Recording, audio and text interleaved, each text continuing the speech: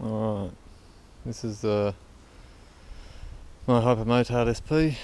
Thought I'd give you a quick rundown on the different bits and pieces. It's pretty much stock from the factory. I got the new touring seat, and I must say the touring seat is definitely nicer than the original. The original doesn't have the red striping, the red stitching I should say, or the Ducati performance marker on the back. I don't know if you can see that real well through the GoPro. I have to apologise for the camera, it's probably a bit shaky, but still. For those that don't know, the only difference between the SP and the standard model is the rear shocks, rear and front shocks, tyres, rims, and alloy handlebars as opposed to steel.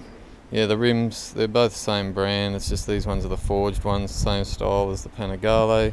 And of course you get a few carbon bits, the belt covers and the front hugger. But yeah, other than that, they're both pretty much the same. I mean, the extra price for the old ones alone is worth it in my opinion, and those front Mazzocchis are very nice. The only thing I've done with it is of course got rid of the plastic crap off the back for a tidy tail.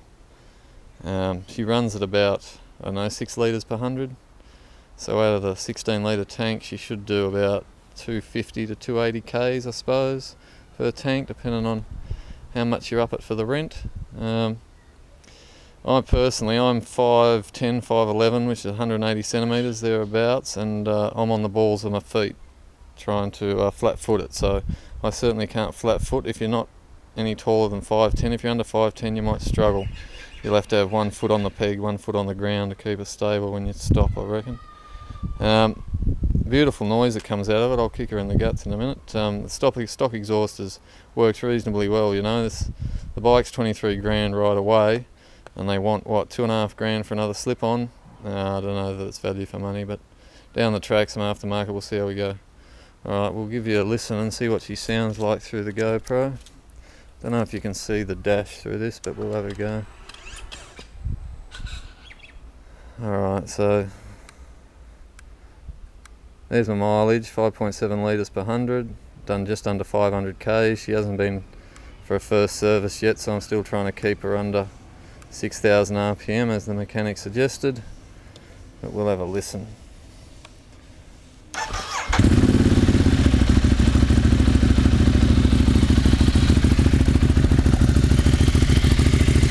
Plenty of engine noise as is usual with the Ducati, but a decent exhaust note as well.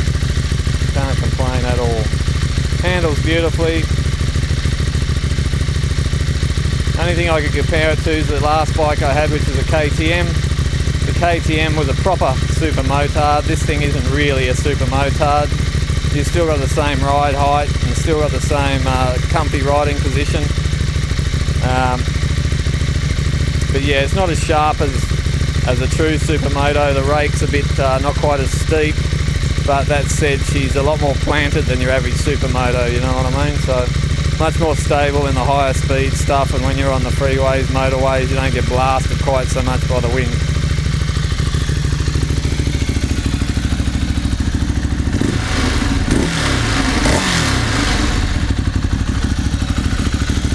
Yeah, there you go, boys and girls.